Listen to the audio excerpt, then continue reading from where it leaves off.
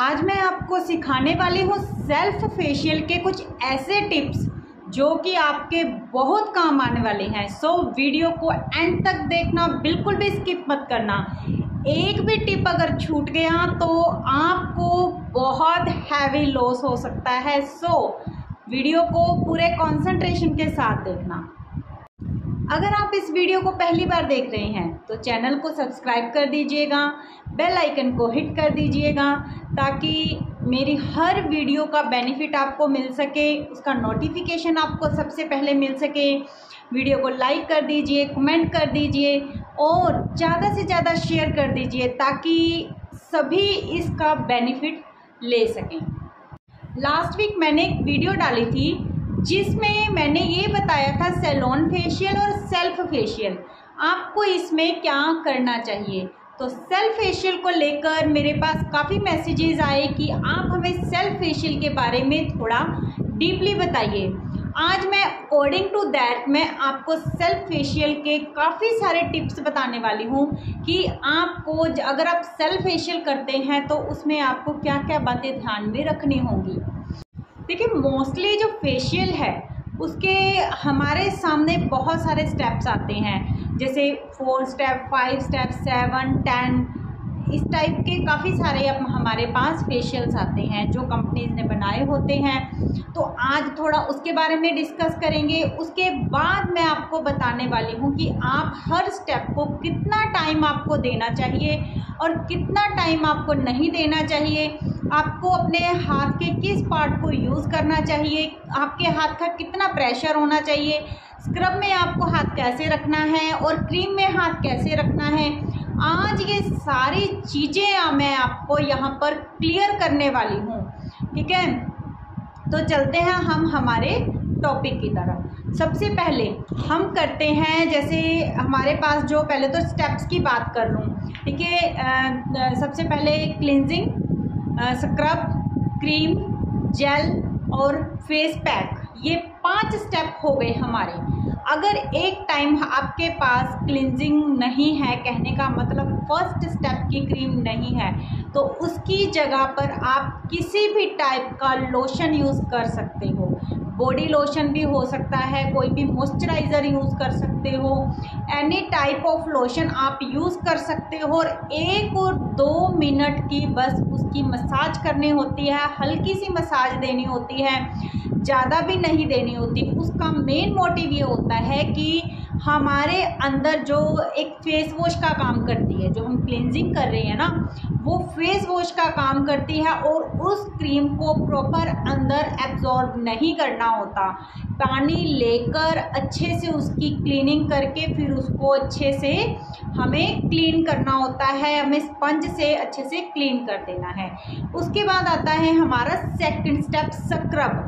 Scrub की अगर हम बात करें तो स्क्रब हमेशा 5 to 7 मिनट, बस इससे ज़्यादा आप स्क्रब की मसाज करोगे तो आपकी स्किन डैमेज होने के 100% चांसेस हैं।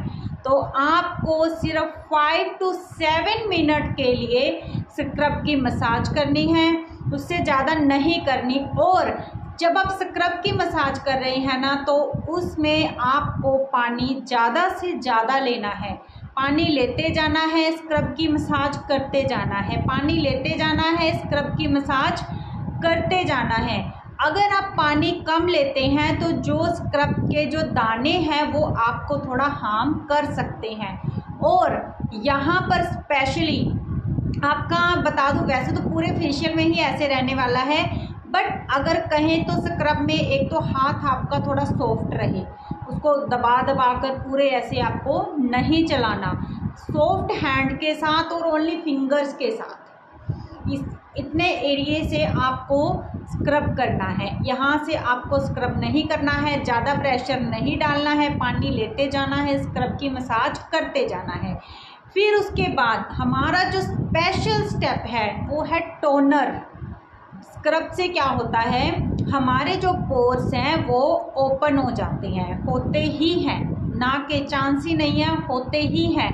और गलती कहाँ कर देते हैं, जब हम स्क्रब करने के बाद उन पोर्स को ऐसे की ऐसे छोड़ देते हैं, उनके लिए हम कुछ भी नहीं करते। सो हमें क्या करना है, टोनर लेना है, टोनर को शेक करना है और स्प्रे करके छोड़ देना है। वैसे हम स्किन केयर में टोनर को अच्छी तरह से ड्राई करते हैं, बट यहाँ पर आप 50 to 70% ड्राई करने के बाद अगर क्रीम अप्लाई करते हो तो कोई दिक्कत नहीं आएगी। इससे क्या होगा, आपके जो पोर्स है वो मिनिमाइज हो जाएंगे और आपके पोर्स ओपन का कहीं पर भी कोई चांस नहीं रहेगा। और अगर मैं बात करूँ प्रेशर की, देखिए आप जैसे इसको प्रेस कर रहे हो अपनी स्किन को, यहाँ से प्रेस किया आपने, ठीक है, आप जब यहाँ से ऐसे प्रेस कर रहे हो ना, अगर आपको रिलैक्स मिल रहा है तो उतना प्रेशर बहुत है। अगर दबाते हुए आपको पेन हो रहा है तो समझिए वो प्रेशर आपका बहुत ज़्यादा है। और अगर आपको कुछ महसूस ही नहीं हो रहा तो समझिए आपका वो प्रेशर कम है, आपको थोड़ा सा और प्रेशर देना चाहिए। आपको प्रेशर हमेशा मीडियम रखना पड़ेगा हाथ का, आपको ना ज़्यादा रखना है ना कम रखना है। कम रखोगे तो कोई फ़ायदा नहीं होगा, ज़्यादा रखोगे तो स्किन डैमेज हो जाएगी। सो प्रेशर आपका बिल्कुल इतना होना चाहिए कि वो आपकी स्किन को रिलैक्स दे। रिलैक्स होना बहुत ज़्यादा ज़रूरी है, फेशियल हम रिलैक्स होने के लिए ही करते हैं। तो इसके बाद हम बात करेंगे हमारी क्रीम की, कि क्रीम हमें क्या देती है। क्रीम में एक बार एप्लीकेशन करते हुए आप पानी ले लीजिए। जब अच्छे से एप्लीकेशन हो गई, अप्लाई हो गया, उसके बाद आपको क्रीम को अच्छे से अब्जॉर्ब करना है। फेशियल करते हुए वहाँ पर आपको बार बार पानी नहीं लेना है। तो क्या होगा, जो आपकी क्रीम है वो अंदर जब एब्जॉर्ब हो जाएगी ना, वो आपको लास्ट में एक शाइन देगी, इतनी अच्छी शाइन देगी जैसी आपको मेरे फेस पर दिखाई दे रही है, वैसी ही शाइन आपको मिलेगी। उसके बाद बात आती है हमारे फेस पैक की। तो फेस पैक जब आप लगाते हैं तो फेस पैक लगाने के बाद आपको उसको ड्राई करना है, वो तो ठीक है, पर लेकिन सबसे बड़ी गलती हम कहाँ कर देते हैं, ड्राई पैक को स्पंज गीला किया और ऐसे आप उतारने लग जाते हैं। ऐसा नहीं करना है।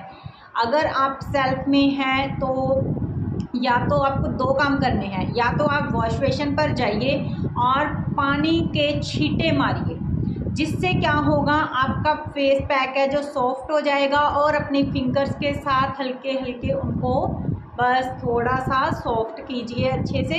फिर उसके बाद स्पंज लीजिए और उसको क्लीन कर दीजिए, और आप चाहे तो उसको स्प्लिट करके पानी से अच्छे से धो भी सकते हैं, ठीक है। सेकंड, अगर आपको वॉश बेसिन पर जा नहीं सकते, आप रूम में ही बैठे हैं, वहीं पर ही आपको सब कुछ करना है। हाथ को गीला कीजिए अच्छे से, यहाँ से गीले हाथ को लगाइए और हल्के हल्के से इसको सॉफ्ट कीजिए पैक को। फिर उसके बाद स्पॉन्ज से आप क्लीन कर सकते हो। अगर आप सीधा ही स्पॉन्ज उठाते हो और उतारने लग जाते हो, उससे आपके रिंकल्स आने के पूरे पूरे चांस हो जाते हैं। उसी टाइम साथ के साथ कुछ भी नहीं होता, कोई भी प्रॉब्लम है 1 मिनट में ना आएगी ना जाएगी, वो धीरे धीरे आएगी। रिज़ल्ट आपको जब दिखने स्टार्ट हो जाएंगे ना, तब हम ऐसा सोचते हैं कि भाई अब ये 4 दिन में चले जाएं, तो नहीं जाएगा। 2-4 साल आने में लगे हैं तो उसको साल 2 साल जाने में भी लगेंगे। इसलिए तब हमारे हाथ में पेशेंस नहीं होता, तब हम अपना पेशेंस खो देते हैं, पैनिक हो जाते हैं। वहाँ पर हमारी किसी भी प्रॉब्लम का सॉल्यूशन नहीं मिलता। और अगर मैं बात करूँ 7 स्टेप और जैसे 10 स्टेप्स की, इनमें कुछ चीज़ें प्लस हो जाती हैं। एक होती है जेली बीच में, उसको आप क्रीम के साथ भी प्लस कर सकते हो और आप स्क्रब के बाद भी कर सकते हो। एट द लास्ट अगर हम कहें कि आप पूरा फेशियल करने के बाद भी अप्लाई कर सकते हो। और एक स्टेप इसमें आ जाता है सीरम का, ये एक्स्ट्रा स्टेप है।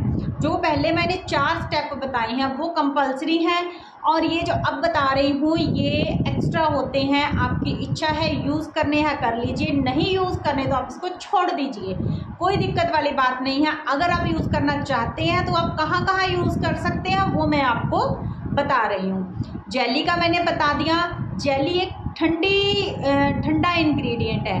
कहीं आपको जलन हो रही है या आपको लगे कि भी फेशियल के बाद इचिंग ना हो या ऐसा कुछ, तो आप उसको अपने क्रीम में मिक्स कर सकते हो, आफ्टर पैक यूज़ कर सकते हो, आफ्टर स्क्रब यूज़ कर सकते हो, विदाउट क्रीम भी आफ्टर स्क्रब और टोनर के बाद आप उसको यूज़ कर सकते हो। तो स्क्रब के बाद आपको सीधा टोनर ही यूज़ करना है, स्क्रब और टोनर के बीच में आपको कोई भी प्रोडक्ट यूज़ नहीं करना है। अब बात करूं अगर मैं सीरम की, सीरम आपको अप्लाई करना है आफ्टर पैक। पैक आपने उतार दिया, उसके बाद आपने सीरम अप्लाई करना है, वो भी आपके फेस पर एक बहुत अच्छी शाइन लेके आएगा। अगर उसके बाद बात करें हम सनस्क्रीन की, सनस्क्रीन भी हमारे 10 स्टेप और 7 स्टेप फेशियल में आते हैं। तो सनस्क्रीन तो बहुत ही ज़्यादा ज़रूरी है, क्योंकि देखिए आपने फेशियल किया या तो आप अगर घर से बाहर जा रहे हैं तो भी आपको प्रोटेक्ट करेगा, मोबाइल देख रहे हैं, लाइटिंग में बैठे हैं तो वहाँ भी आपको प्रोटेक्ट करेगा, और अगर आप खाना बनाने जा रहे हैं वहाँ भी आपको प्रोटेक्ट करेगा। तो हीट से आपको 100% प्रोटेक्ट करेगा, इसलिए सनस्क्रीन ज़रूर लगाइए, बिल्कुल भी मत छोड़िए। तो ये थे हमारे फेशियल के कुछ स्टेप्स जो कि मैंने, देखिए पता क्या है, मैं आज तो आपको ऑरली ही बता सकती हूँ, ठीक है। अगर आपको इसका प्रैक्टिकल सीखना है तो आप प्ले स्टोर पर रितु आर्टिस्ट मेकअप मंत्रास की ऐप को डाउनलोड करके वहाँ पर सेल्फ फेशियल को आप बड़े अच्छे से सीख सकते हैं, प्रैक्टिकली सीख सकते हैं। बहुत ही इतना आपको नज़ारा आने वाला है सीखने के बाद कि मैं ये कह दूं कि नो वर्ड्स, मेरे पास वर्ड ही नहीं है बताने के लिए। तो जब आप उसको देखेंगे, अप्लाई करेंगे, तभी आपको पता लगेगा। जितना मैंने ऑरली समझाया है, अगर यहाँ से आपको अच्छे से समझ आ गया तो बहुत अच्छी बात है। अगर आपको प्रैक्टिकल देखना है तो आप वहाँ जाकर देख सकते हैं। सो फॉलो कीजिए, अच्छे से फेशियल ज़रूर से ज़रूर कीजिए, बिल्कुल भी मत छोड़िए। एक और टिप लास्ट में देखते हुए जा रही हूँ, जब आप फेशियल करें तो आपके रूम की लाइट कम से कम होनी चाहिए, ज़्यादा लाइट में बिल्कुल फेशियल मत करना। हो सके तो 0 लाइट में कीजिए, अदरवाइज जितनी मिनिमम आपके रूम में है उतनी रहने दीजिए, ज़्यादा लाइटिंग मत कीजिए। हाँ, अगर कोई नेचुरल लाइट आपके रूम में जितनी आ रही है दैट इज़ ओके, उसको हम कम ज़्यादा नहीं कर सकते, बट अपनी खुद की जो रूम की लाइट्स होती हैं उनको कम से कम लाइट में फेशियल कीजिए, आपको रिज़ल्ट बहुत अच्छे मिलेंगे।